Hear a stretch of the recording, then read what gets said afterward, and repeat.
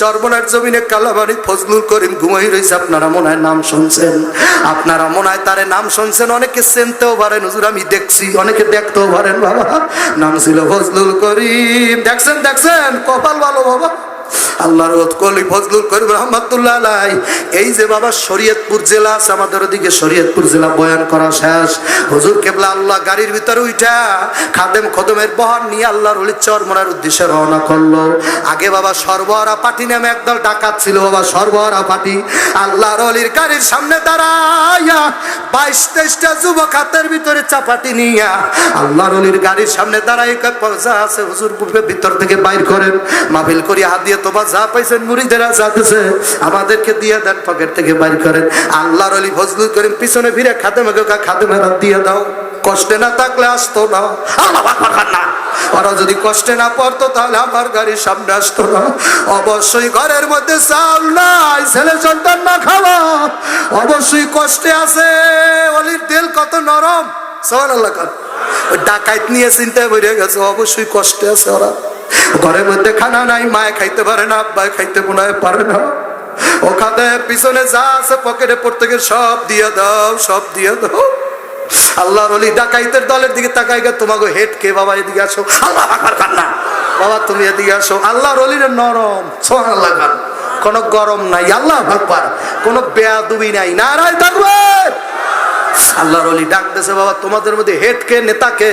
কলে হুজুর ওই যে 5 হাত লম্বা দেখেন, ওই যে দেখেন না কত বড় বডি দেহ। আল্লাহর ওলি কয় বাবা আসো আসো আসো আসো, বাবা বিপদে পড়ছো, নালে আমার গাড়ির সামনে আসতা না।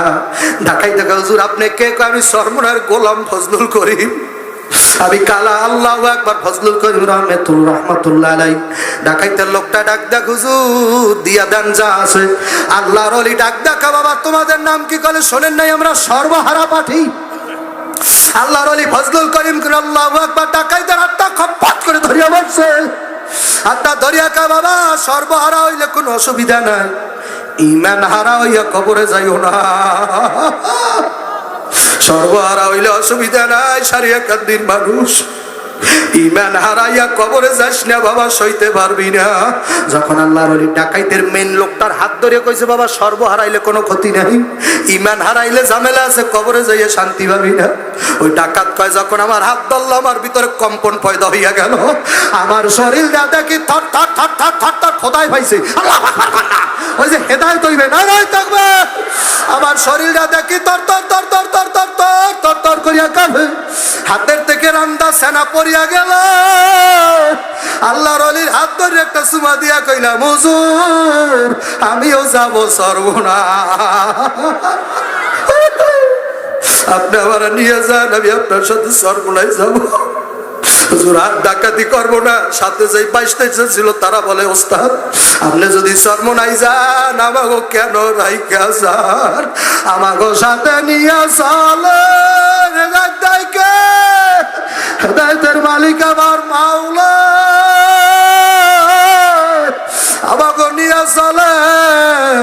হুজুর পাহারা পাহারা জগতের এতিম, তাকাইয়া দেখো মা বাবার কবরে আযাব হইতেছে। বাবা তোমার কান্না না আসলে কবর আযাব নেবে না। আল্লাহর হাবিব হাদিসের মধ্যে বলছে, ইবুকু ইবুকু ফাইল্লাম তাবুকু ফাতাবাকু। আল্লাহর নবী কয়, আব্দুল্লাহ সারিয়া কান্দির উম্মতকে বলো তারা যেন কান্দে কান্দে কান্দে, কান্না না আসলে যেন কান্নার ভান ধরে অভিনয় করে। আল্লাহু আকবার। হাদিস দ্বারা প্রমাণিত, দুনিয়ার ভিতরে সব ইবাদত আল্লাহু আকবার নিজের করা লাগবে। কোন ইবাদত অভিনয় করলে হয় না।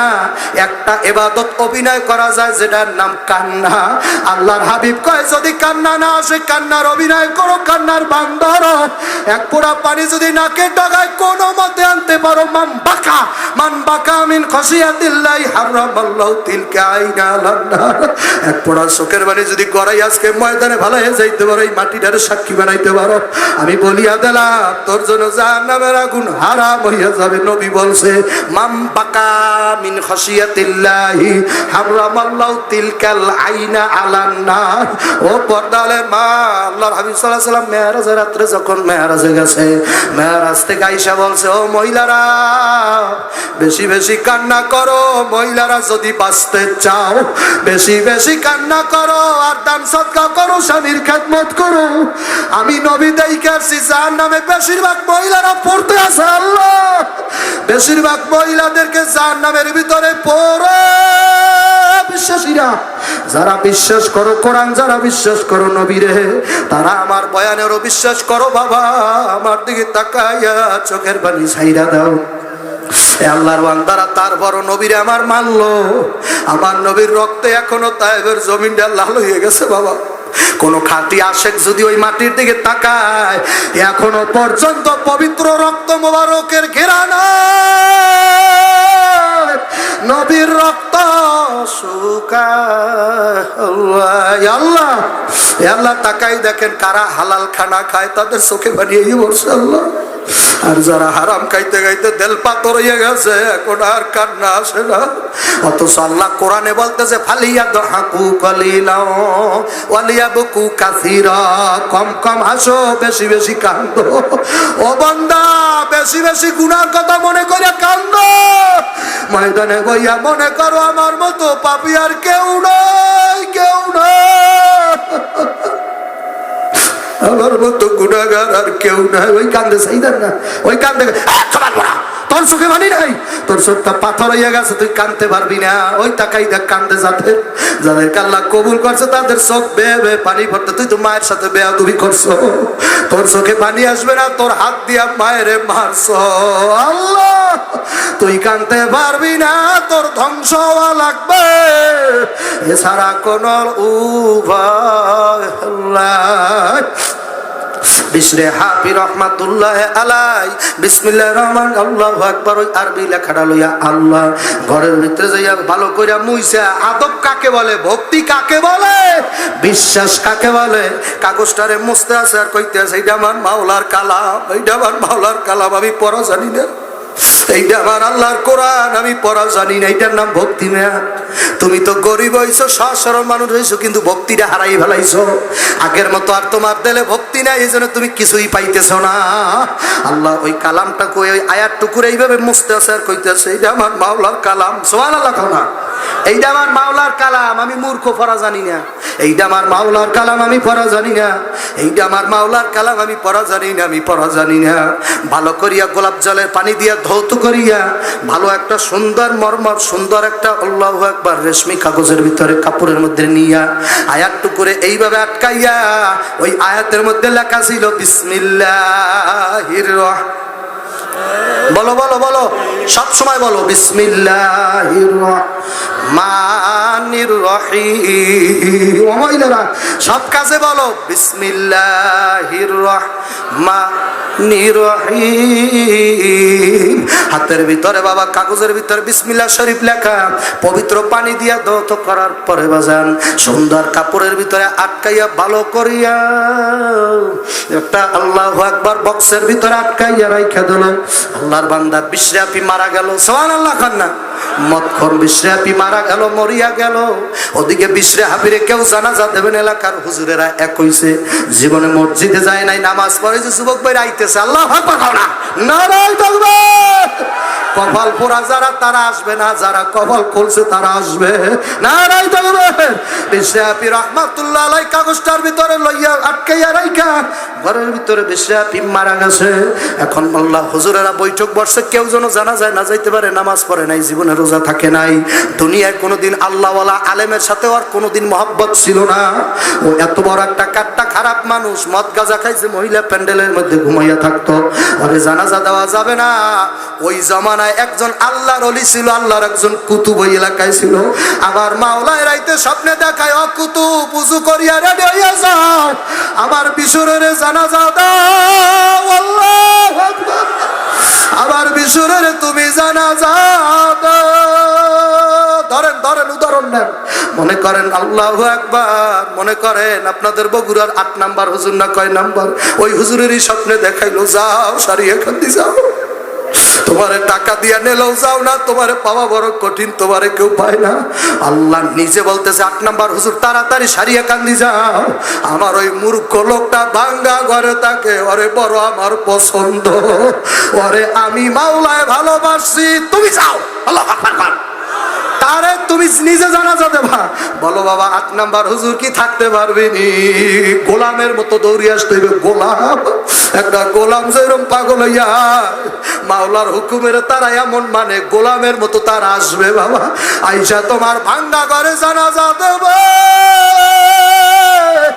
জমানার অলিরে আল্লাহ স্বপ্নে দেখাইছে, বলি তাড়াতাড়ি যাও, যাইয়া আমার বিশরের মতখরের জানাজা দাও, মতখর বিশরের নাম আমি আমার অলি আল্লাহর খাতায় উঠাইছি, আমি আউলিয়ার খাতায় উঠাইছি। দারুল উলুম দেওবন্দের মধ্যে একজন আলেমের নাম ছিল কারি তৈয়ব সাহেব রহমাতুল্লাহ আলাইহি। কারি তৈয়ব সাহেব রহমাতুল্লাহ আলাইহি আল্লাহু আকবার, এক এলাকার ভিতরে ছাত্র নিয়ে আইটা যায়, আলাপ আলোচনা শুনতেছে। ওই এলাকার একটা কবরের ভিতরে একটা মূর্খ কৃষি কাজবাজ করতো বাবা, ইবাদত বন্দেগীও তেমন করে নাই। লোকটা ছিল বড় একটা মূর্খ মানুষ, গরিব মানুষ, ভাঙ্গা ঘরের মধ্যে কোনো মতে দেয়, গরিব 500 বছর আগে ভেস্তে যাবা, কান্দো কান্দো, 500 বছর আগে ভেস্তে যাবা, দিলদারে নরম করো, দিলদারে নরম করো। আল্লাহু আকবার। কারি তৈয়ব সাহেব ঘটনা লিখতেছে, আমি আপনাদেরকে শুনাইতেছি। কারি তৈয়ব সাহেব রহমাতুল্লাহ আলাইহি ঘটনা লিখতেছে। আমরা ওই এলাকার ভিতরে ছাত্র নিয়ে গেলাম, যাইয়া শুনতে পাইলাম এলাকার ভিতরে একটা মূর্খ লোক মরার পরে সবাই দাপন কাপন দিতে যাইয়া একজনের পকেট থেকে একটা দামি একটা কাগজ বাবা কবরের মধ্যে দাপনের সময় পইরা গেল। ওই লোকটা কয়েক ঘন্টা ভর কাগজ লই অফিসে ঢুকতে পারে না, কাগজ নিতে আসলো। কাগজ নিতে আইসা বলে কবর খনন করো।